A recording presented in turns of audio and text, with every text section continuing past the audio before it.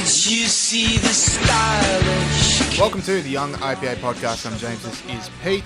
G'day, folks. It is December the 1st. It is episode 196. Christmas spirit is in the air. And we've got a very big show for you guys. We are going to be talking to someone we've been, Pete, you set this up. This is your victory lap. Tell us about this interview. Well, thanks, James. I appreciate you giving me credit for setting up this interview. All I did was send a Twitter message to, of course, the great James Lindsay, author of Cynical Theories, one of the people behind those academic hoaxes which occurred a few years ago. And we have an awesome chat with him today about postmodernism, critical race theory, where it's going, which he is sort of a little bit optimistic and a little bit pessimistic about, and what it means for society. It's awesome. It goes for 45 minutes. It's a really good chat. I genuinely think I cheered him up halfway through because he was getting very pessimistic, and then I said, I'm actually optimistic. So stick around for that. Tell me if I'm just not building myself up too much, which is, it's a lifelong thing that I'm working on. But I think it is a good interview. I think you did build him up, which, that's something you deserve credit for. Maybe he'll go out and spark up a little bit. But no, it was a really good chat, and make sure you have a listen. If you haven't read the book, read the book. Absolutely, yeah. It is, and it's not just me saying it, as I say in the interview. Time magazine this week called it one of the best non-fiction books of 2020.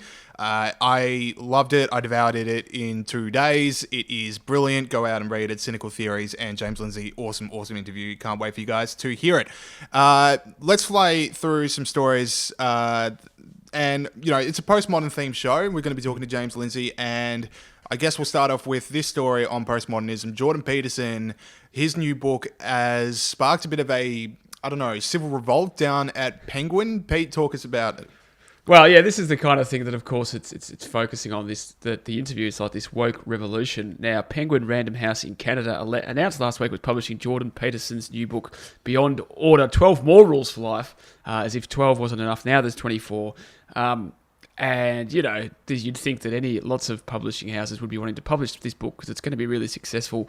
And that's great for them because they like money. But unfortunately, this caused an emotional town hall meeting where several employees of Penguin voiced their concerns about the problem. The quote from a report from Vice was that, this is from one employee, he's an icon of hate speech and transphobia, and the fact that he's an icon of white supremacy, regardless of the content of his book, I'm not proud to work for a company that publishes him. Now, for his part, Jordan Peterson tweeted out, please, everybody, just leave the Penguin Random employees alone. So he sounds like a real dangerous extremist in that instance.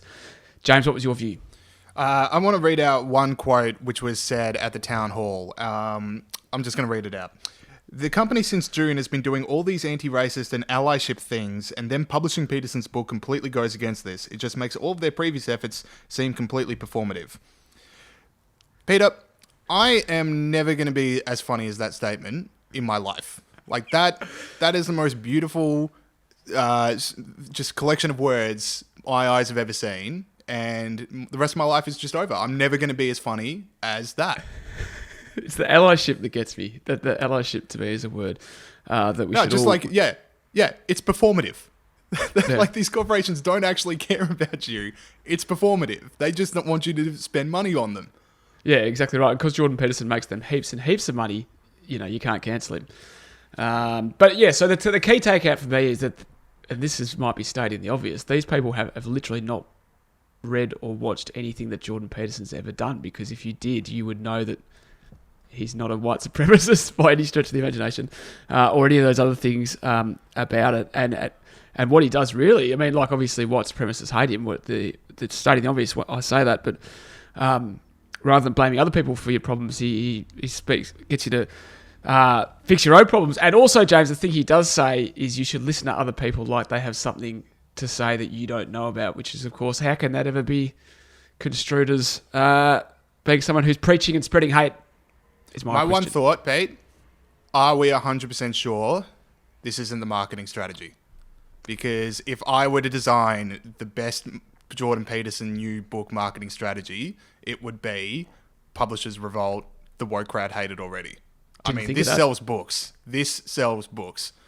Did not think of that, and that is a good point. You think so? Maybe the boss is going, look, guys, if you guys could just carry on a bit when we have this town hall meeting, there'll be a nice little bonus in it for you. But I reckon it was like a genuine civil revolt, but it's just this idea of going like, what do you think you're achieving through this? Like, they're not going to drop the book because they've got the profit margins at the back there, and they've gone Jordan Peterson book versus kowtowing to staff that, don't actually have that much importance in the company, and gone, I think we're going to go with the Peterson book. And all you're doing is just telling a whole waft of people that Jordan Peterson's got a new book out. So, I mean, how many people learned for this week that Jordan Peterson's got a new book out through this controversy?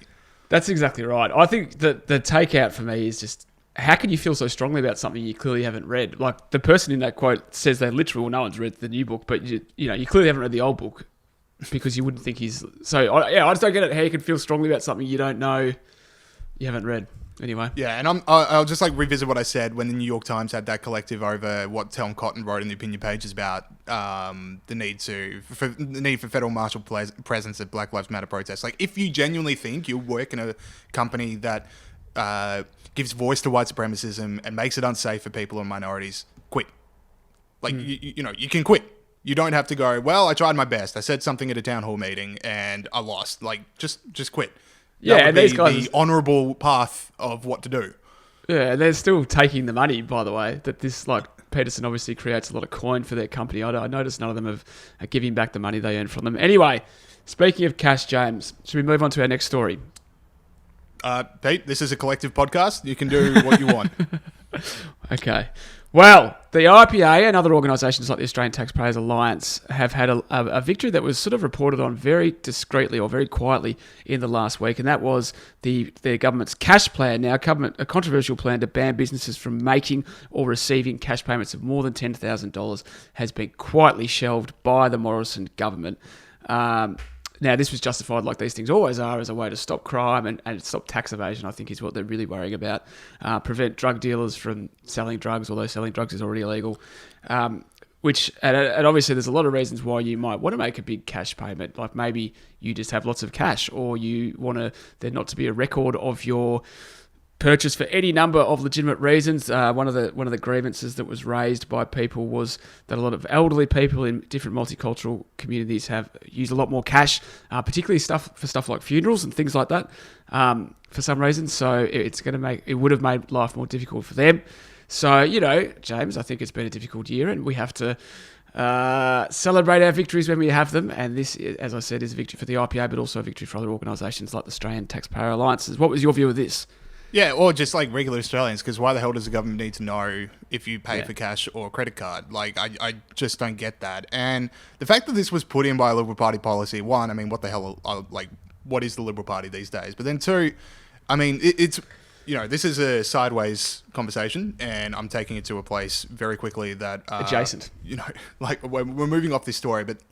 This is the kind of stuff that makes me wish we had voluntary voting, because a Liberal Party can go, we can have this policy because it makes things administratively easy, and even though if it annoys our base, where the hell are they going to go? Whereas if we didn't, if their base didn't have to vote for them, they could go, hang on, aren't you the party that's trying to legislate what I can pay with? Things would be different. It is interesting. It's an interesting conversation to think about how much compulsory voting has dragged parties, particularly the coalition, into the middle. Because you've got to, you don't, there's not the thing to fire up the true believers. It's more about appealing to the people that aren't committed. Yeah, I'd say it's 100%. All you have to do is go for the middle and hope that One Nation or the Greens don't pick you at the margins. Like, that's all parties are these days. Like those hot dog stands at the beaches. That's the way someone described it to me. Have you heard Tell that me one that before? one. I've never heard that one before. Is it good? Before you get into it, is it good? Oh, yeah, it explains it perfectly. Okay, good. I haven't heard it for about 5 years, so I might not get it right. But on the beach, there's two hot dog stands, and they're right at opposite ends of the beach, and they realise if they move to the middle, they'll sell more hot dogs because more people will see them. That was good. That's it. That's the analogy. No, you backed yourself in, and it paid off. So congratulations to Pete. But yeah, thanks, mate. It's a good win for policy, good win for people's freedoms. But yeah, I mean, we're in a state where the Liberal Party is the one pushing these things. Things have got to change. All right, last one I want to talk about here. So put this in the whomst could have possibly seen this coming, but reports come out this week that one or more of Australia's key intelligence and security agencies, quote, incidentally collected data relating to the COVID-safe contact tracing app in the first 6 months of operation. So, yeah, Pete, I'll just say, whomst could have seen that coming? Well, hoopst is the word, James. The quote that leapt out for me was the app data was scooped up in the course of lawful collection of the other data. So it was just scooped up, James. There's nothing they could do about it. From my reading of this, and obviously I'm no tech head, as regular listeners will know, it seems like that if you're executing a search warrant by going through the data contained in a fiber optic thingo, you get all the data that's in it, including that from the COVID app. Yeah. So that's exactly what happened when the COVID app thing was being flaunted. We said, look, one of the things with stuff like this is it's always misused by the government, and it creates its own security problem just by its very existence.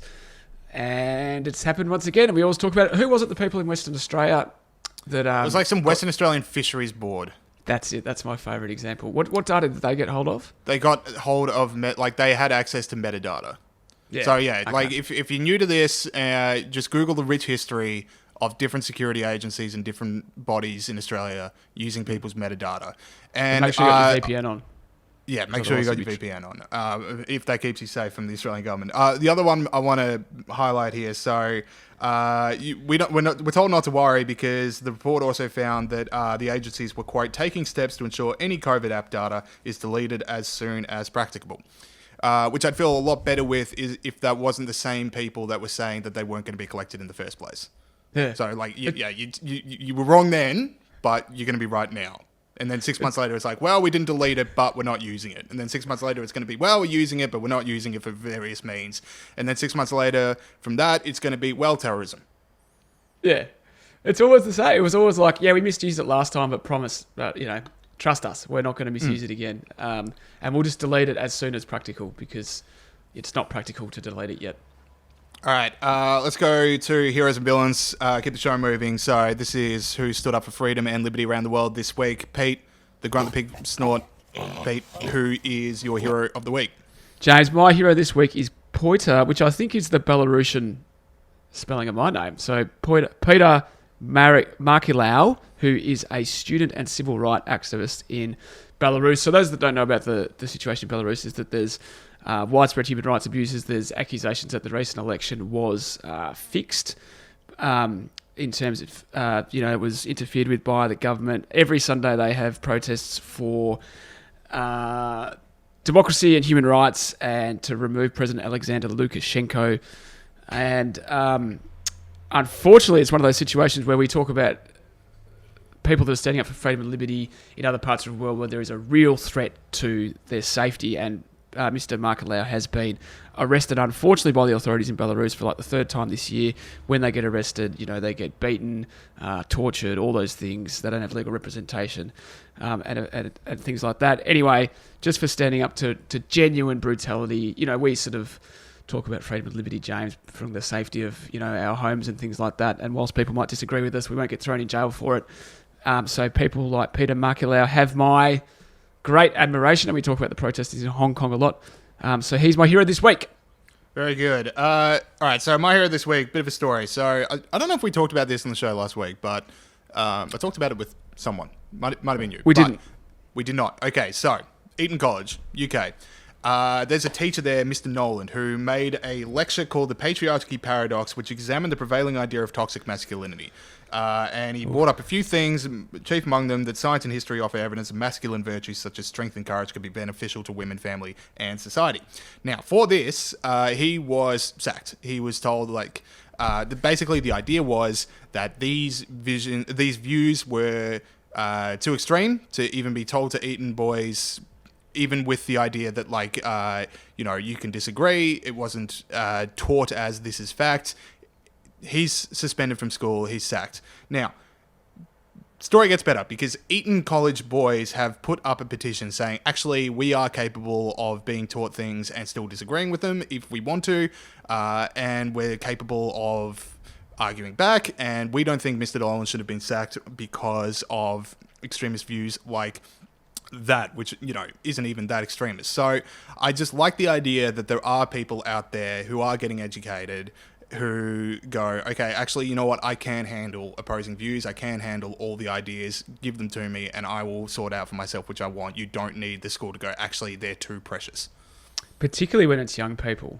And I always because this has happened a few times now. It happened in Trinity in Melbourne, which is a school here in Melbourne where a teacher got suspended or sacked or something for telling someone they needed to get a haircut.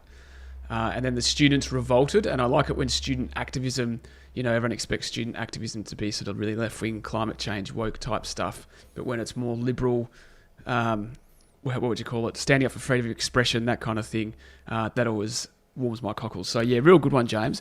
My last part I want to point about this, Pete, is that the petition is written by the boys. Like, it's like literally the boys of Eton College, and it's like they sign off as the boys. I just like a petition that's from the boys. The fellas and I got together and we sorted out a few things. Petitions are for the boys. Yeah, good one.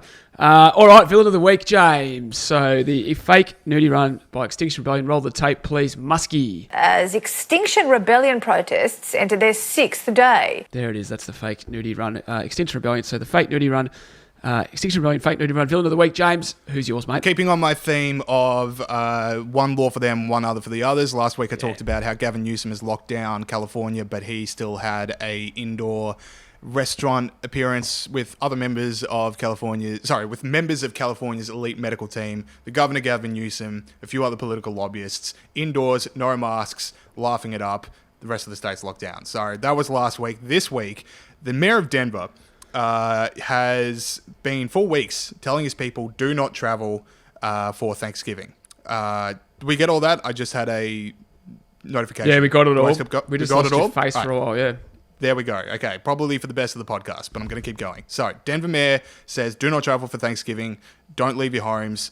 This is not the Thanksgiving to go out. We're in a pandemic. So, who do you reckon, Pete, was caught traveling for Thanksgiving interstate? I couldn't possibly guess, James. Well, it's the Denver mayor. How do these people, not fall on their sword? Like a defeated Japanese general, they should go, okay, I've been caught. This is not how I can continue my political career. I'm going to take the honourable path out. Yeah, James not actually kill themselves, but metaphorically, in a political sense.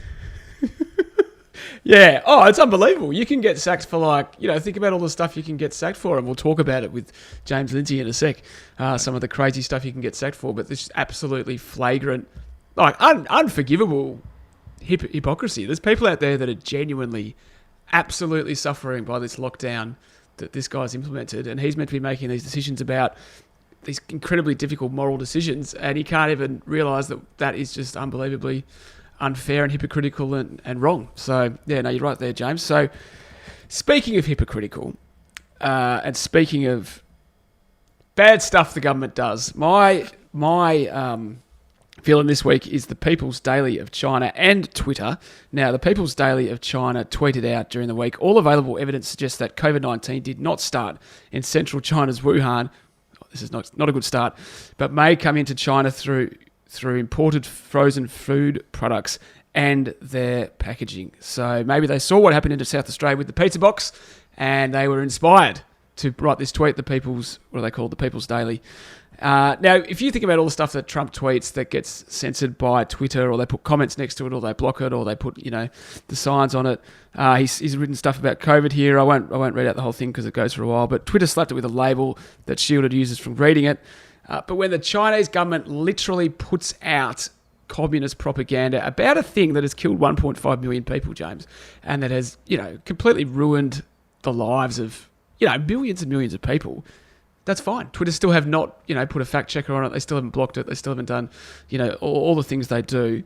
They haven't taken down that photo. I mean, we all know the photo of the Australian, the faked photo of the Australian soldier and the Afghan girl. That's still up. It's been, blurred for sensitivity, but it's still up. No fact checking on that one.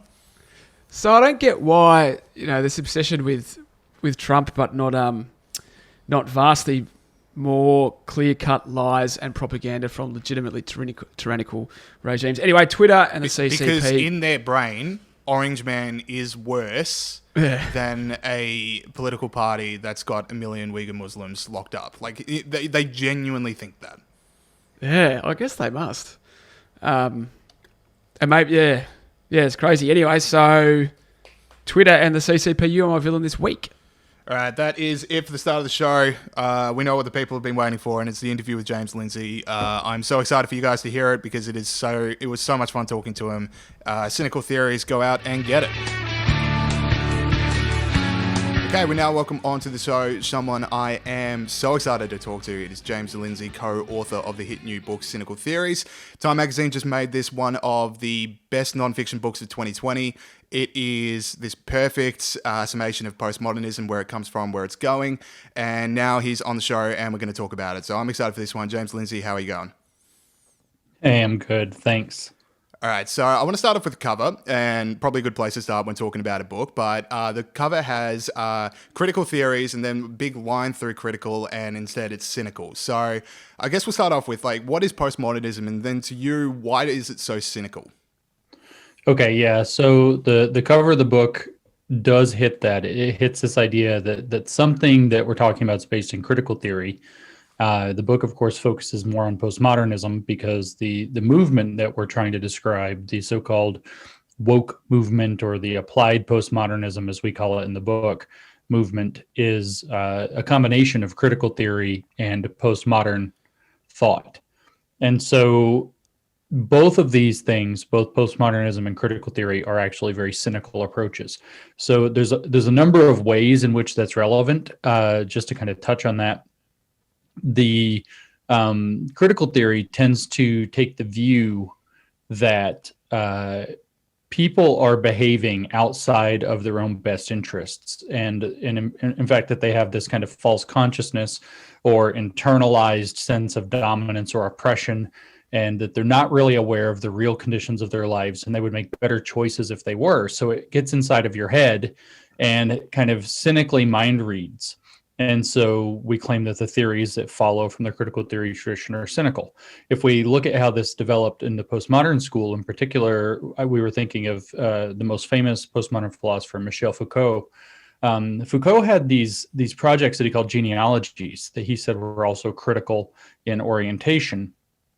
And his genealogies were looking back through the history of a subject like science, or looking through the history of how homosexuality was considered, or looking through the history of how we talk about knowledge, where he goes into a so-called archaeology of knowledge. Archaeology was his earlier word for genealogy that he used before he developed the method. And so what he did in every one of these examples, whether it was madness, whether it was homosexuality, whether it was science, whether it was knowledge, what he did was he went through and he said, look at how wrong we were. And then we changed our minds, and look how wrong we were again. And then we changed our minds, and look how wrong we were again. So it's like telling the story of progress in a very cynical way, rather than saying, oh, look, we were wrong and we got a better guess that wasn't right yet, but it was better. And so we got, maybe 50% better. And then we were still wrong. And then later we got maybe 50% more better. And, and then maybe we got 20% closer, and, winnowing in on a better explanation. He just said, look, we were wrong. And then we were wrong again. And then we were wrong again. And then we were wrong again, which is a very cynical way to read the history of whether it's knowledge, science, or whatever you want to talk about in his analysis, power in particular. So these kinds of things are very cynical. They're relevant to the way this whole ideology thinks about the world. And then when you add in what I just mentioned, the word power, their obsession is power, whether it's the systems of power that dominate society, or whether it's the way that power is instrumentalized through knowledge and belief, or whether it's instrumentalized through even governments or ideologies. When you focus almost entirely on power, you're already engaging in a cynical understanding of how the world works. And so all of these things kind of are mixed together, and replacing the word critical with cynical on the cover to kind of give this idea that that's what this whole line of analysis that's now captured the whole world, that's what it's really all about, is a cynical read on history and knowledge and basically everything in society. James, one of the things that strikes me about this is that it's sort of, it's why now? Like, why has this idea of society and this version of society gone crazy now, particularly 2020, but also the last few years, when it was kind of this forgotten corner of philosophy, or not forgotten, but low-profile corner of philosophy that was complaining about things that liberalism was largely fixing at the same time. So I guess, yeah, my question is, why has this just gone absolutely nuts in the last few years? Well, it's not the first time it's gone nuts. It actually went nuts in its very kind of purely critical form in the 1960s, very famously. You know, whether you look at the United States, where you had the riots in 67 and 68 that are very famous. You know, Detroit is still not recovered from the riots that it had. I think their riots were in 1967. That was all very much following the theorizing of Herbert Marcuse, who was one of these critical theorists, part of the Frankfurt School, as it's called, of critical theory, who had a few years earlier published a couple of things, an important book called One Dimensional Man, that basically created this case that man is reduced by modern society, and in particular capitalist society, to a one-dimensional creature that doesn't understand how much more complicated life is and how much more complicated his life could be and more enriching his life could be if he saw through the illusions of ideology. And then he wrote a thing in 1965, a very famous essay called Repressive Tolerance, and he talked about Karl Popper's paradox of tolerance, that says that if you're too tolerant of the intolerant, eventually the intolerant will bulldoze you. And so his answer to that was to make use of what he called a discriminating or a repressive tolerance that would repress the intolerant before they have a chance to gain any power. And these things manifested in riots. I mean, I don't want to say there's a direct line like, oh, Herbert Marcuse said this, and then people rioted in the streets 2 years later. But this was the kind of leftist zeitgeist that was going on at the time. This was prominent in their thought. Meanwhile, you had in France, May 1968 is very famous for their riots there that tied in with the national liberation movements that were happening across the world, whether you had those in South America, whether you had those in Vietnam by an organization better known as the Viet Cong. There were these national liberation movements that were happening that got tied into the French context, mostly because of the liberation movement in Algeria, where the French had been the colonists. Of course, they were also the colonists in Vietnam. And so these kinds of things have bubbled up before, and they kind of bubbled up again in the 1990s. And even in the late 1980s, you saw kind of this surge of kind of radical feminism leading into this kind of surge of political correctness politics through the 80s and 90s, where you had even Rush Limbaugh coming out and calling feminists feminazis.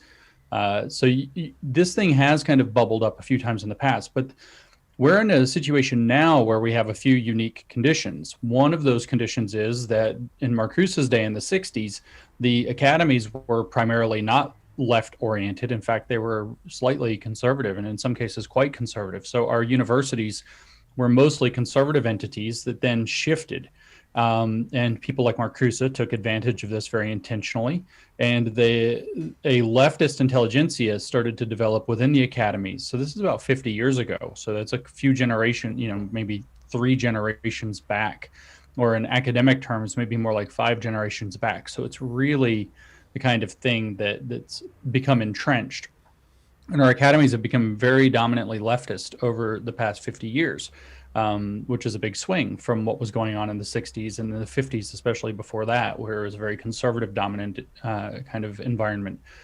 So if you think about it, though, 50 years of teaching this stuff, 50 years of it gaining dominance in the academies is 50 years of laying bedrock into the educated and professional classes of society, where this stuff has really just kind of taken off. It's mostly happening within these professional and administrative classes like HR departments and human resources departments and so on. So you have 50 years of bedrock being laid through the universities, which is one thing. Then we have the emergence of social media, which is another. And the emergence of social media is extremely significant because I think it is a very useful way to conceptualize what a critical theory is as a hot take. And hot takes go viral on social media. Whoever has like the, oh my God, look at this hidden racism in, this Rudolph cartoon about Christmas, all of a sudden gets 200,000 engagements in a matter of, hours or days. Whereas somebody who gives a very detailed analysis for how that's absolutely preposterous gets very little attention. Or, you name it, right? Oh, here's this horrible thing this guy did. He did this sexual harassment thing. It was horrific. Oh my gosh, goes viral. Next thing you know, you've got these different kinds of movements that can take place in our very network-oriented society that we have on social media now that we didn't have before. And so you have this situation now where all these narratives have been being laid with tons of academic respectability, not just leftist radicals out in the streets. And then you have these perfect preconditions on social media for those narratives to go crazy. And then when you add in the postmodern element, which is what we really talk about in Cynical Theories, people really need to understand social media is postmodernism's playground. We go back and you read somebody like Foucault, or you go back and you read somebody like Lyotard or Baudrillard in particular, these French postmodern philosophers of the 1960s and 70s. And you're like, are you sure they were writing in the 70s and they're not talking about the internet? Because, and I don't want to give them more credit than they're due, but the ability for narratives and kind of these things Foucault referred to as truth regimes to sort of just take off, where truth becomes more contingent upon how many people gave it likes on social media than on, careful research. That has a very natural home in our social media environment. So we have a confluence of a lot of forces. I mean, if we want to get even more complex, and maybe we don't want to go there, but the collapse of neoconservatism and the relative vacuum that's been left. We have these kind of old guard neocons the OK Boomer meme really speaks at this. These old guard neocons who still want to have, their world order that they were trying to build. And nobody likes it except for them. So there's this kind of vacuum of political authority at the national and international levels, into which, this is all kind of playing at the same time. So we're at this kind of confluence of events that has, I think, led this stuff to kind of just erupt. And then simply enough, also, it's very satisfying to a narcissistic mind. And so when you have generations of children who've been raised in safety and instant gratification and never being bored, and it's always being about them, this whole self-esteem movement that the United States at least did in its schools really badly. And I know you guys are Aussies, but you're gonna have to deal with the fact that everybody imports American garbage. It's just, we export garbage better than anybody on the planet, and everybody's got to deal with that. And we are your number one customers. I mean, I hear that from like every country, but yeah, it's bad. You guys really do buy into a lot of it. So, this kind of narcissistic mindset, like, I remember watching cartoons and TV shows and stuff when I was a kid, late kid, early teen age, 12, whatever, something like that. And everything was like, we didn't have the internet yet. I'm a little too old for that, but it was like, there was ways that, I don't remember what exactly they had, but it was like send in letters. It was like, we want to know your opinion, and it was like you could push buttons on your cable and like vote on things. And it was just like, nope. Turns out, I remember there was this whole like movement. It was going to be like Republic of Kids or something like that. And it was like the kids were going to be the new government. And it's just like, this is stupid. But this whole idea, though, that every child is super interesting is just part of how like all the kids are. Everybody under the age of 30 believes that they're, and maybe that's you guys, I don't know, but everybody thinks they're so special. And they're so used to instant gratification. Again, it's these confluence of forces that have made these particular narratives very seductive and very able to be disseminated, and also tied into what the cultural elites all buy into and believe and use all the time. If all, like, this is the dynamic. You go to work, you get all your you're the new kid at the office. It's your prestigious job you tried to get, that you went to college for 5 years or whatever to get qualified for. Then you go home and you meet all these people, at the first few days, and you go home and you look them up on Facebook and you start connecting or whatever other social media, and you start looking at their profiles, and it's like, oh, well, they believe this and they believe that and they believe this, and it's just very easy to start falling in line with them. And social media again plays a unique role here, because Never before in history have we been able to see inside the heads of all of our friends and neighbors and coworkers like constantly, and therefore create this kind of, ideological conformity to whatever the cool kids are doing. So I think that's why now. A huge aspect, actually, I think of this like with the Black Lives Matter movement. If you think about it, most of those stories didn't pan out. You go back and you look at the different stories of the police killings and you're like, oh, the cop was in the right. Okay. So that wasn't what really happened. Great.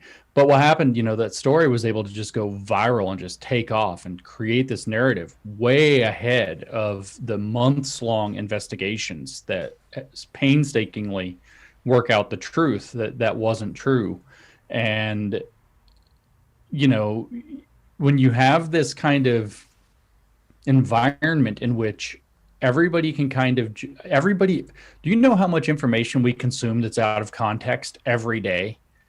And then how much pressure there is for every person who's like, if you're on Twitter, is there something you're allowed to not have an opinion about? No, of course, you have to have an opinion on everything. So everybody's a PhD in every subject possible. Like, it doesn't matter what happens. We could find a gold deposit under the ocean and everybody on Earth tomorrow on Twitter is a expert in undersea mining.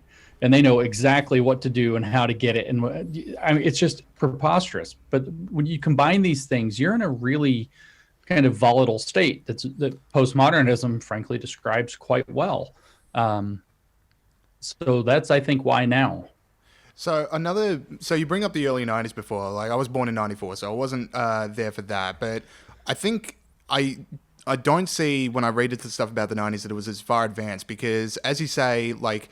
all right, so I'll put it like this. So when Brett Weinstein was attacked by his students, there was this idea that like, oh, this is just this far left liberal arts college. This isn't representative of the population. Just watch, these kids are going to have to one day graduate and get a job and they'll realize the error of their ways.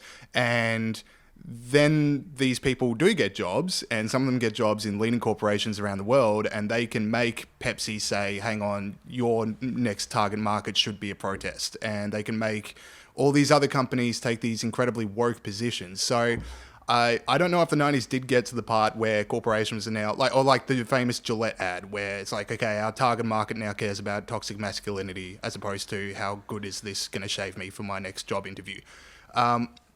Why are corporations so desperate to bend the knee to these like sea of people in their 20s?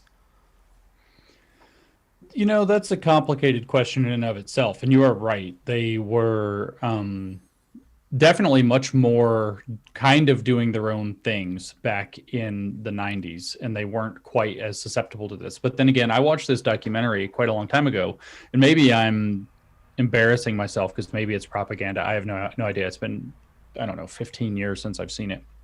But it was made in the 90s, to my recollection. It was called Emergence of Cool. And it talked about how the ad industry, but in particular outlets like MTV, which were kind of on the forefront of all of this, were going around to the various subcultures, and they were trying to find out what the next cool thing was. And then they were packaging it up and marketing it to people. So they would go find out, what the edgy kids are doing, the new, like nobody knows about yet, what was going to later become like the hipsters or something like this. They were finding out about it as quickly as possible with their like correspondents on the ground, and really what they were is marketing researchers. And then they were repackaging that and turning it into kind of corporate nonsense to feed back to people and sell to their audience. And it's a really profound look at what was actually going on at the time. And it, of course, was very successful. The youth market has a lot of energy. And once you get to a certain age group, they are usually quite willing to part with their money on things that are not necessarily particularly wonderful purchases. I think of kind of my own kids sometimes, and they're in their early 20s, and some of the purchases that they make. And I just think, no kind of more stable and grown adult would buy that. they would, even if they wanted the thing, they would recognize at the stage I'm at in life, this is not an appropriate purchase for the amount it costs and so on. So a lot of people, as disposable income started to concentrate for whatever set of reasons in that age group, the marketing really started to target them in a way that definitely dove into these kind of countercultural, I don't want to say fringe because that's not right. It's like the new wave of cool. So it's not quite fringe. It's like the thing that's a step ahead of the mainstream. And so, this kind of becomes really relevant, I think, in terms of how people are marketed to. And now what we have, though, the reason that Pepsi Cola, for example, is just going to bend the knee, which is a very different thing than say, how do I basically extract all the money I can out of these people, which they're also doing simultaneously, is because we are now in a state of absolute moral panic around this. And as you said, these graduates that are coming out of these departments in the universities, the advertising departments, the communications departments, these are all, you say, oh, that's not gender studies. No, but that stuff is eaten up with the themes of media studies. That stuff is all in their curriculum. Everybody's required to take these kinds of classes, or at least have units within their courses about this kind of justice. It's like I keep hearing from the university administrators, and they're like, we're not forcing social justice on the kids. They're coming in and demanding it of us. And so they're mad if we're not giving them justice-oriented curriculum. So we have to hire these administrators and so on and so forth. And, I don't tend to like to believe that these people are just lying about that to save their own asses, especially in a university where the administration is basically untouchable anyway. So I look at that and I think that's probably true. And so somewhere along the line, we've hit this problem where adults stopped saying no. And they said, oh, well, the young people want this. And the adults stopped saying no. Within the universities, I know certainly when I was still teaching in the mid-2000s, there was this huge shift. And I talked about this not quite directly when I was on Joe Rogan's podcast the first time. And I said that I saw the writing on the wall in the universities, and it was part of why I didn't stay in the university after 2010. The writing I saw on the wall was the shift toward student retention above everything else. There was this huge shift so I taught 2002 to 2010. It was somewhere right near the middle of that, where we would then have a department meeting at the beginning of the semester, and usually one or two in the middle of the semesters every term. And we were being told, don't grade too harshly. Make sure that everybody kind of gets a good enough grade so that they won't fail out of college, they won't lose their scholarships, or whatever the other things were. They had all these state scholarships. There's all this, different avenues of money, whether it's federally backed student loans or state-run lottery scholarships or whatever they happen to be, that were dumping money into universities through tuition dollars. And the university administrations had already started to bend the knee in just a very kind of corporatist sense to, let's make sure that money keeps coming in. Let's give the students what they want. And this whole attitude of let's give them what they want has something to do with it, although I wouldn't consider myself necessarily an expert in that. James, so let's move to the future a little bit here. So how do you see this playing out if postmodernism doesn't exactly have an optimistic view of the future, or a kind of, an idea that we can all make the world a better place, or whatever it is? Do you see this burning itself out, or will it get significantly worse? If you could predict the future for us, that would be great. Thanks. Oh, yeah. Let me just grab my crystal ball real quick. No, so you cannot build a stable society on postmodernism. So when I earlier was saying some fairly positive things about postmodernism in terms of describing the environment we find ourselves in now, I think that postmodernism as a descriptive project wasn't that bad. In fact, it was right about a lot of things that we should have been taking very seriously as warnings. And we did not take them as seriously as we should, mostly because it was doing a bunch of goofy stuff. And it was also being very prescriptivist and being taken up by activists who nobody wanted to listen to. But as a set of descriptions, it's pretty good. But as a set of prescriptions for how society should run, or how you might form a foundation or a basis for society, you'd be better off building your society or building your castle, if you will, on sand. It's just, you cannot build a stable society on postmodernism. You also can't build a stable society on critical theory, which, the present movement is a fusion of these two things. They both, in some sense, though in different ways, I described it in a talk a little over a year ago. I said that they're like industrial solvents, like a really strong industrial solvent. As a matter of fact, deconstruction, which is kind of the heart of postmodernism, is I think Dan Dennett is the one who came up with this originally, though I didn't know about it. He had a paper where he talked about a universal solvent, a solvent that can dissolve anything, which means it can dissolve its own container, which means it can dissolve anything. When the container dissolves, it will dissolve anything it lands on. And so he's like, the problem with a universal solvent is finding a container that can hold it. And critical theory is very much so a universal solvent, and postmodernism and deconstruction are also almost universal solvents. The one thing that deconstruction can't deconstruct is deconstruction, which is what allowed the critical theorists to step in and say, aha, you people must be privileged if you're going to be able to claim that you can deconstruct all these things because, you never deconstructed your own views, da da da da da. And so then you ended up with this very dangerous thing. So if I was going to predict the future, it's very difficult to guess because it depends on a lot of factors as to what will happen next. But it will not last forever. The question has never been, will we end up in a postmodern world that's stable and functioning? Because that's not possible. It's not really possible to build effectively. And you do have to build and continually build to have a society that's progressing in any regard rather than just coming apart. And so the question becomes, how much will it infect? And when it finally starts to collapse, how much of it will go down in flames as it collapses? Now, it's not like this kind of monolithic thing. In some sense, postmodern thought and critical thought are always going to kind of be with us. They're in fact some kind of a weird religion-like thing that I think a significant section of people left of center are probably always going to kind of believe now and operate within now, which is its own problem. It's kind of here to stay, especially given social media.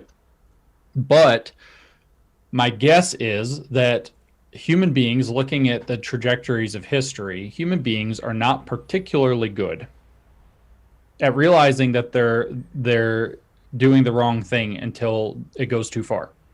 This is, in fact, what Foucault was doing, although I usually kind of refer to it as the problem of plastic surgery for my own kind of thought or whatever. So Foucault would say, look at how we tried to make things better. In particular, actually, where he talks about like the progress of science, and he gets talking about the Soviets and the Nazis and how horrific science turned out to be in the cases of how the horrors of Stalin and Hitler in World War II, and our ability to create airplanes led to carpet bombing. Our ability to split the atom didn't lead to energy independence. It led to nuclear weapons and bombing Japan for what may have been bad reasons, or all of these kind of horrific ways to read different things.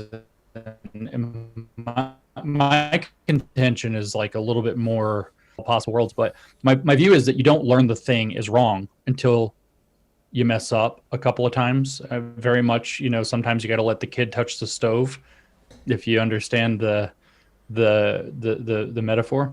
So this is why I refer to it sort of as a problem of plastic surgery. You'll see a lot of people get a plastic surgery done, a famous person, and it goes well and they look sharp. And then they get another one done and it goes well and they look better. And then they get another one done and they look like some kind of freak, because all your data is like, this is great, until all of a sudden you've gone too far and it's really bad. And then you can't go back, because the only way is to get more of them done and come out looking more and more like a weirdo. And, it's sort of the Michael Jackson problem, as a matter of fact, is kind of the archetype of that situation. But you see it all the time with different people getting plastic surgeries done. Oh, I'll get a little one. Oh, I'll get a little one. Oh, I'll get a little one. Oh, I'll get a little one. Nip tuck, nip tuck, nip. Ooh, can't go back now, can you? And so, same kind of thing happens. So with this, I think it's like, oh, well, we'll tolerate a little bit more of this. Oh, we'll tolerate a little bit more of this. Oh, we'll tolerate a little bit more of this. And then all of a sudden you're to the point where you have something completely dysfunctional and unstable, and it will require some major things collapsing before people are like, ooh.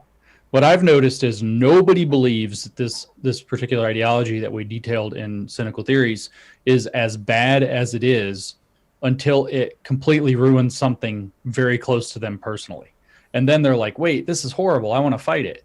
And, after it's too late. So this is sort of a general trend. So looking at that, I would say we're going to have to lose some very, very significant things, and how dangerous or fatal that is to our societies, Western societies, or some Western societies, is hard to say. I will also add that it's certainly not the case that other entities on the global stage, like China, are just sleeping. They're obviously, what was it? Beijing just released a statement the other day. It's like, the West, the United States, has to deal with its systemic racism problem. Ha ha ha. And it's like, oh, come on. But that they're doing this for a reason, because they know that if they can destabilize and weaken the United States in crucial and in central ways, that Chinese hegemony is going to assert itself in the 21st century. And that's their objective. And that's straight up why they fund a lot of these initiatives themselves. So I think that we're running a bigger risk than we realize in the West, because they're like, oh, this will burn out. Yes, it will. Oh, well, we'll lose some things, like, maybe in the United States, the American Civil Liberties Union. Yeah, well, maybe we will lose that. Maybe we'll lose our entire university system for a decade or two. Who knows? Okay, so can we survive that? I don't know, but I know that entities like China are hoping we lose those things and lose our edge globally, whether that's America, whether that's the European Union, whether that's Australia, whether that's any country in the West, whether that's especially in that regard, the broad network of alliances of these various countries, most of which are Anglophone, that we describe, even though you guys are technically not in the Western Hemisphere. You guys still count as part of the West. Deal with these paradoxes, Aussies. That's why you're the Texas of the British Empire. So, I don't have a lot of positive things to predict unless there is a rather, and I do see some stuff happening that's encouraging, unless there's a fairly rapid waking up to standards that are not subjectivist and identity based, and a kind of rejection of postmodernism where it counts, which again, I'm starting to see the awareness of the need for this awakening, and an informed populace is starting to form around the groundswell that's pushing for it. But unless that happens quite quickly, I see it as likely that you might want to get your Duolingo and start learning Mandarin. I'm learning Italian. I'm slightly more optimistic in the sense that I've got a lot of friends who are extremely woke and pride themselves on that. And I don't know, with this theory, you do need to eventually win the hearts and minds of people that aren't in the academic world and do have other things to think about. And I don't know, just the relentless negativity and the cynicism that you described earlier, I can't see it building a positive vision of the future for anyone. And if you're in the system, if your views are out of date for even a day, you can go viral on the internet and have 100,000 people tell you you're a Nazi just because you missed one article. And I talk to my friends that are in this, and it's this culture of fear. Like, I thought this, I'm now too scared to say that I thought we still thought this. It's now this other thing we're thinking. And eventually people have just got to get themselves out of the cult and just go, hang on, I've been in this for years. I'm anxious the whole time. I don't know what I'm supposed to think anymore. And we're not any closer to the vision of a good society. Now, in your book, you talk about how liberalism does have a positive idea and has had a huge agency for change over the last 100 years. Think about what we've done to eliminate racism, what we've done to eliminate gender differences. That's the positive future that people can buy into, which I don't think postmodernism is ever going to replicate. I agree. I actually agree with that. So like I said, there's this kind of groundswell waking up that's giving me some hope. And I have spent much of the last few months fairly hopeless because of how rapidly it's institutionalizing. There is, of course, the other side of things. We're in this very new world, if you will, where the internet makes everything, as you kind of indicated, you missed one article and you're behind the times. And so everything's very rapid now. And therefore, once something starts to become the institutional thing, you got Joe Biden standing up there in the U.S. now. He's like, he's like 275 years old. Like, we're gonna root out systemic racism, and everybody's like, shut up, old man. It's like, it's already like, no, that was last year, Joe. And so it is possible. I actually, surprisingly, I've recently, I guess, properly taken the so-called red pill, and I voted for Trump. I know you're not supposed to say that. It's like, or whatever, but I did. And so I've really reflected on this whole Trump phenomenon in a kind of a new way, because shockingly, or not shockingly at all, lots of people turned on me very quickly. And I kind of got to see from the other side of the whole Trump divide what it's like. And so I've been thinking about the Trump phenomenon pretty intensely for a while. And it's very probable that the accelerationism that happened under Trump, or in response to or reaction to Trump, whatever the causes for that might have been, has caused this movement to jump the shark it's too obviously a shark jumping, and it's happened too quickly and too soon. And it's freaked a lot of people out. I keep getting messages from people who are either telling me that they are, or that a message relayed from my friends who are all former Bernie Sanders supporters, are contacting me, and they're saying, I don't know what to do. I think I'm a Republican now. And so, there's this weird shift where people who have been pretty ardently leftist in the US context are now suddenly realizing that something is badly wrong. And I know that one of the reasons one of my friends cited specifically was like, what the heck was that about them making lists of Trump supporters and Trump enablers and all? What's going on with this? And can we have one day where we don't have to talk about something being racist? Just one day. And so it's actually annoyed a lot of people. And so we're in this new context with social media, where, again, like you said, things change very, very quickly. They can change, usually you don't think of a large ship like a nation or something like that being able to change. And maybe nations themselves don't change in a very quick fashion, but groups who have kind of similar ideological views, if you will, who have kind of formed internet nations amongst themselves, like all the people who would see themselves as classically liberal, regardless of what country they live in. They could live in China, they could live in Canada, they could live in Australia, they could live in South Africa, they could be all over the world. These kind of people all can kind of band together on the internet, and opinion within that group can actually, change fairly quickly. They can see the thing and say, wait a minute. And that's where I think we're starting to see this, or where it's fairly new. It's just been in the past, week and a half or so that I've started to hear from Bernie supporters who are saying things like, I think I'm a Republican now and I don't know what to do. And it's like, breathe. Step one, breathe.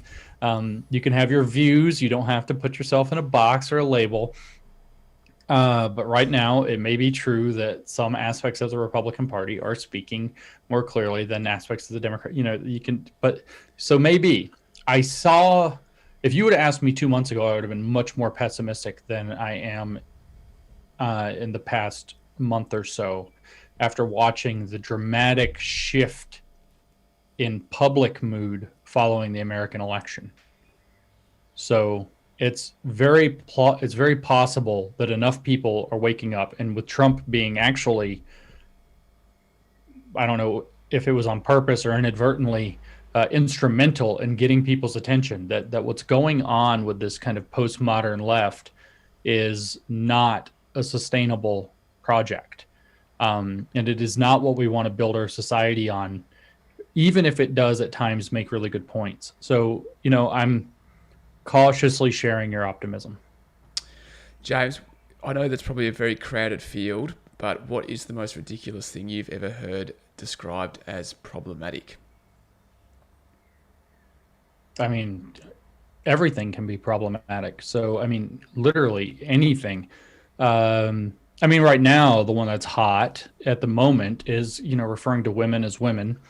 You have to call them vulva owners or people with cervixes or something like this. This is pretty far up there in the, it's not one of those things like, it makes you snort and spit out your coffee and laugh when you come across it.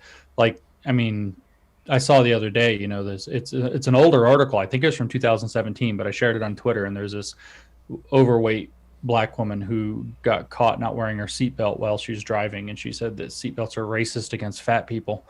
So that's not necessarily, so seatbelts are problematic, but it's the specific way in which they're problematic that makes you spit your coffee. It's just kind of preposterous. But this whole thing, if you really start getting down into the nitty gritty of it, that it's problematic to refer to women as women,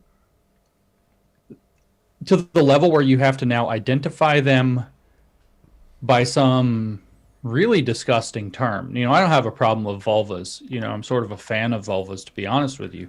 But to call them vulva owners or people with cervixes or people who bleed, to like reduce them to some body part and because it's problematic not to, that's a thing.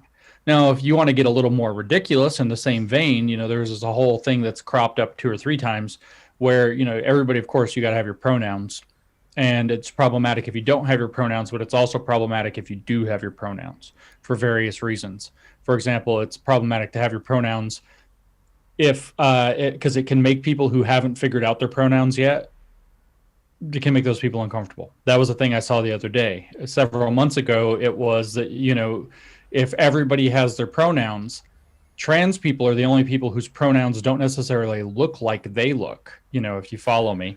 And then that makes them stick out, which is also problematic. So therefore your pronouns, because most people are cisgender, as they call it, announcing your pronouns reinforces cisnormativity because most people are cis. And so it becomes obvious that most people use their normal pronouns. And I know I'm not supposed to call it normal, but here we are. So, when you get to this, I mean, everything is problematic, literally everything. And so I don't know, you pick your favorite, most ridiculous thing. I mean, I think I saw something saying that the purple dinosaur Barney thing was like racist and has to be rebooted in some way. So it's like everything is problematic. I actually asked Helen, we had this discussion several months ago. I was working on my encyclopedia on new discourses, and I was talking to her. I was actually working on it myself, and I was like, okay, so we have this idea in science of falsifiable and then unfalsifiable statements. If a statement is unfalsifiable, science kicks it out. So, there's a supernatural realm that's unfalsifiable because the second you discover it, it's in the natural realm. So it's technically unfalsifiable. So science doesn't even consider supernatural. It just can't. It's outside of its scope. It just can't discuss the issue. So I was like, is there something that's unproblematizable or something? And I asked Helen, and she said, no, I can't think. We spent days and days and days trying to think of a single thing that couldn't be problematized. And everything can be problematized because it's all just like, it's all word games. So when it's all word games, you can do whatever you want with it. Yeah, I got to go with a thread I saw this morning on Twitter where some random person in the internet just posted a photo of them holding their old jeans going, look, I hit my goal weight for the year. And, 100,000 strangers were like, this is fantastic, good on you. And then there was the idea that actually maybe this is fatphobic because we're normalizing healthy bodies. And I just thought, well, that's just great. Anyway, James there Lindsay, was the lady. I don't know if you saw the lady that said that she used to be like 350 or 308. I mean, just some extremely high weight. I think this is a thread. I was this is the first thing I saw when I woke up. And she can run now, like under 10 minutes. She can run a mile, which is pretty good. I don't know. I can't do that anymore. I don't think. I used to be fast when I was 20, but I'm not fast anymore. And so it's like, this is, and she's lost all this weight. And she looks much better. Most importantly, she's much healthier. And all these people, like you said, probably like 300,000 people are like, yay. And then this is like people just going berserk about this is fat phobic. This is a fat genocide. Fat genocide is one of my favorite ones, to be honest with you. The diet industry. Yeah, that's what they said. You're supporting the diet industry. It's like this person, because she's wearing like a fitness heart monitor watch or something like that. It's like, holy crap.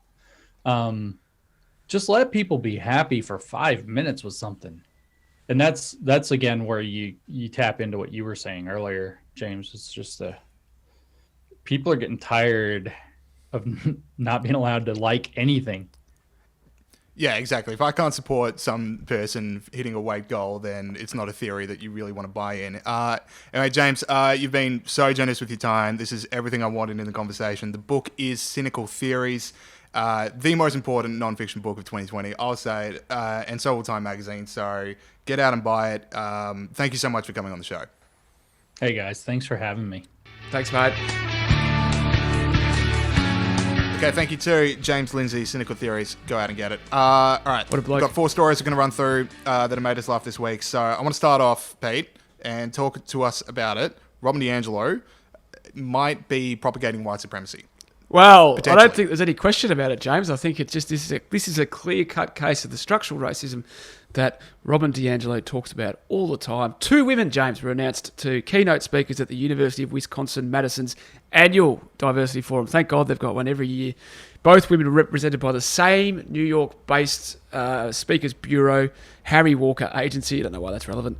They both spoke about anti-racism, James, yet one woman was paid 70% more for her speech than the black woman, and that, of course, was Robert DiAngelo, whose best-selling book, White Fragility, Why It's So Hard for White People to Talk About Racism, is one of the cornerstone texts of this garbage. She was paid $12,000, $750 US for her keynote speech, which went for like an hour, while Channing Brown, the other keynote speaker, received just $7,500 US, which is still pretty good going, James.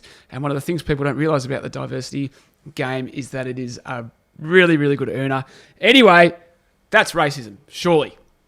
Well, or alternatively, Robin DiAngelo's White Fragility is a gigantically successful book, and no. It's easy to say racism. It's easy to say racism. Let's just say racism. Look, I got an easy solution for them. So the problem is, Robin DiAngelo was paid $12,000. The black person was paid $7,500. I've got a win-win-win. All right. Yeah. You get me to do it for $5,000. I get to do the speech. You get to pay a black person more than a white person, and everyone gets to hear things. And I get $5,000. You always go down this route. You always sort of offer. I will do it. I think you could do it. You could do a good job, James. Yeah, it's just like, I don't know. What is surprising is that no one's ever done this before, because clearly, I don't know who it is, activists for the Republicans or whatever have thought, what we'll do? We'll just work out how much they get paid. It seems like a pretty obvious one. And yeah, so the only thing that she could possibly do is give money to some charity or something. So that's racism. I don't think that's going to wipe off the stain of 500 years of white supremacy. Maybe she should just get cancelled. She should just be cancelled. I think so. I think that's the only path forward. All right, Pete, a party has disintegrated over an aux cord. Well, this story really tickled me, James. It really, we've all been to parties where, someone's on the music and people want to change in direction, and things can get pretty heated. That is what happened at a function for the Forum for Democracy. It's obviously got a Dutch name in the Netherlands, but it translates to the Forum for Democracy. Now, they have fallen apart. They've had the party founder, Thierry Bourdeau, has resigned, allegedly over his failure to not do enough to tackle right-wing extremists in the party's youth wing. They're sort of a one-nation type party.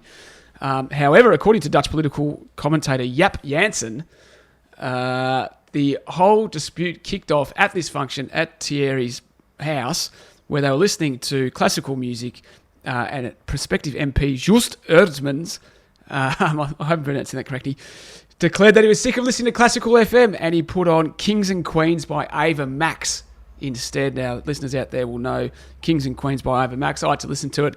I've literally never heard of either of those things. With all due respect to Miss Max, it was absolute trash. But anyway, that's what he put on. This led Badal to shout, "This is the party of classical music. We only play classical music of here." This sparked a series of arguments which eventually led to the disintegration of this party, James. So, Ava Max, Kings and Queens, led to the huge problems within this party. I'm not going to lie, the aux cord is a place of giant responsibility, and it's an almost sacred role to provide the music for a party. You really got to read the room. And yeah, I don't know. It's someone's got to have been the aux cord person from the start, and everyone that just has to buy on board. Because once the aux cord starts switching between phones, I mean, you are going to not only lose control of the room, but you are going to lose control of your own political party. So I can see where this goes. My solution is just put on Tribe Called Quest. That is the only. Everyone's going to be happy. Everyone's going to get into the vibe. It hits every single mood you could possibly want. It's just where to go. It always is. The thing that sort of the reason I sympathise with Baldo here is because, and that's the fourth different way I pronounced his name, is that you've got to wait till the end of the bloody song before you change music. You can change it around, but if people are jumping in before the end of the song, that to me is just the end of civilization and everything falls apart. But I take your point about the seriousness of being in charge of the aux thing. And it's, to be honest, I've seen you at a few functions and you take it very seriously, and it's a responsibility that sits heavily on your shoulders. So seriously. He does. Yeah, I do. All right. I got another story. So Tribe Called Quest. That's my number one piece of advice. All right. So we got a new Western Australian Liberal Party leader. This is a sign that Western Australia's borders will always be closed, because if they need to have a new leader this close to an election, it's probably not going to go too well. And Mark McGowan's going to go, well, big boys back in for another couple of years. And the people like the closed borders. But I do want to highlight one thing about this. So the new Western Australian leader is giving his introductory press conference. Here's what I am. Here's what I'm about. How to introduce yourself to a voting public. And what he does is pull out a business card that he handed to John Howard in 2004. And on it is his name, the Western Australian guy, not John Howard, the Western Australian guy's name, and then future Prime Minister. Now, Pete, in the halls of political scandals, there are some things that you can tell the public eventually, and there are other things that you take to your damn grave. And that you wrote a business card to John Howard calling yourself the future Prime Minister is something that never comes out, no matter what. Exactly right. So this is Zach Kirkup, but he was. I don't blame 17-year-old Zach Kirkup for that, because you do. I blame him a little bit, but no, keep going. Yeah, a little bit. Yeah, I mean, I didn't do that when I was It's a bad dream. That's a bad dream. But the fact that he thought, as a 34-year-old, when he's now in charge of the WA Libs, that this will be really good and people will love it, was interesting. Maybe he thinks, I need to cut through. They've only got 13 seats out of 59 over there at the moment, the coalition, and they're getting thumped in the polls. So in terms of, big boy Mark McGowan getting back in, I think pretty safe. Maybe the only seat they'll have is the seat that they give to that business card. And he's just, that business card is just a lone representative of the LNP for the next couple of years in Western Australia. Well, apparently this guy is in the most marginal seat that the coalition holds. He's in by 0.7. So I don't know. The business card thing it just depends how it plays. I genuinely think he's like, I need to cut through, and this ridiculous business card is going to do it. It is one of those ones that literally no one wanted to get thumped by Mark McGowan. So they picked this guy. Yeah. Sacrificial lamb. Yeah. So, no, I mean, I don't think that's going to play well with the marginal punters in WA at all. You know how in the US, if you're born outside of the US, you legally can't run for president? I do know that, unfortunately, because I was going to run, but I reckon if you own anything like that card, that you should be legally banned from holding public office. If you've dreamed of being in power since you were 13, you are the last person that should ever be given power. I think a lot of them have dreamt that. But yeah, there needs to be some kind of constitutional provision to stop this from happening again. What was the Greek sortition, I think it was, which they literally just dragged people's names out of a hat, and that was our parliament? I don't know. We had it figured out 2,000 years ago. That was the best one we've ever come up with.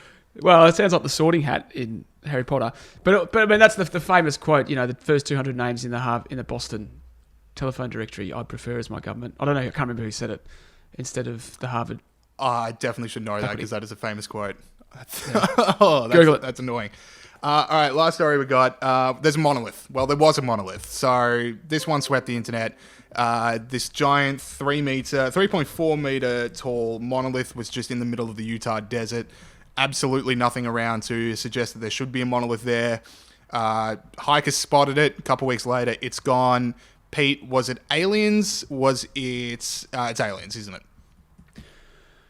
I don't think it was aliens. I asked Hugh Tobin, our previous manager here at the IPA, and he doesn't think it was aliens. So if he doesn't think it's aliens, it's not, because he's a big Alien fan. So I don't think it was aliens. I think it is someone sending us a message. I don't think it's like an accident. People are talking about, it was part of a movie set or something. Someone built something and accidentally left it there. It's definitely someone sending us a message, whether it's, not aliens, but someone like a Unabomber type figure or some, wacko on the edge of society. I reckon another one's going to turn up. Now, what that message is, I'm not sure, but I reckon it looked a bit like a speaker, and I think it's related to the previous story about Ava King or whatever her name is. And it's a message, something about don't muck around with the speaker. Yeah, the sacred nature of the ox goad. Ava Max was her name. Something to do with that. Yeah, all right. I just think, if it is aliens, what I don't get is, why do aliens always send us the most boring messages? Boring. Yeah. It's never interesting. It's always like a crop circle in the middle of nowhere that we can't decipher, or a monolith that's 3 meters tall. Is that supposed to be intimidating? We've got monoliths that are bigger than that. You're going to have to do slightly better if you want to get in our heads. Or just be clearer. Just say it. Yeah. I know you might not know. Yeah, in 2 weeks' time, we're going to blow up the world. I want that in writing, then you have my attention. But at monolith stage, it's nothing. If they don't know, if they can get all the way here from another galaxy, they can decipher English or whatever language and send us a proper message. So I agree. But I don't think it was aliens. That is it for the show this week. Thank you to James Lindsay. Go out and buy Cynical Theories. If you like this show, thank you so much for listening. Go leave us that review in iTunes.